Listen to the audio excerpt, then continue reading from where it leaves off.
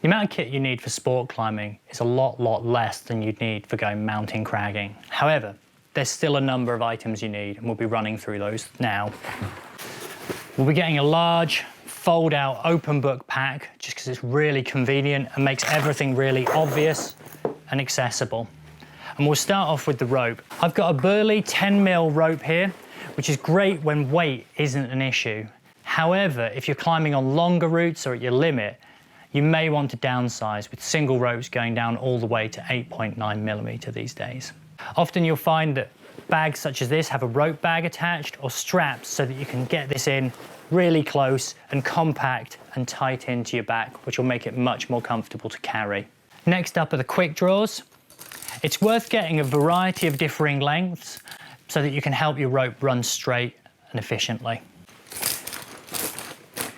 When it comes to the quantity you need, it's worth checking it out in the guidebook beforehand to see an indication of the route length. Obviously shorter routes, less quick draws, longer routes, more. And there's nothing worse than getting to the top of a route and realising that you don't quite have enough. A really underrated bit of kit are these Edelrid bulletproof carabiners. They have a steel insert on the top and bottom carabiner, and this really helps with wear, particularly when used on the lower off and your first quick draw. And it helped not only save the lower offs, but also help to save you money because your quick draws won't wear as fast.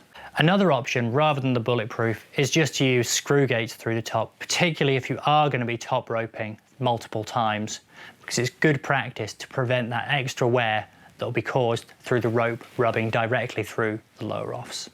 When it comes to belay devices, there's a plethora of differing options, with assisted braking devices such as the Gree being extremely popular in the sport climbing community, but equally the traditional ATC or the pivot I've just got here are also suitable. Use whichever one you feel the most comfortable with. When it comes to a harness, sport climbers tend to prefer something a little lighter and lower profile, partly because you're not going to be carrying as much gear and, at least in theory, not hanging around in it for quite as much. And within this particular bag, you've got space for all of your soft goods, such as your harness, your climbing shoes, and your chalk bag to go in the side just there. Other accessories that you might be interested in taking are things like belay glasses that allow you to not have to crane your neck as much because of the mirror system within them. When I first saw these years ago, I thought they were a completely ridiculous invention, and now after using them, my neck feels all the better for it. Another is something as simple as a TheraBand.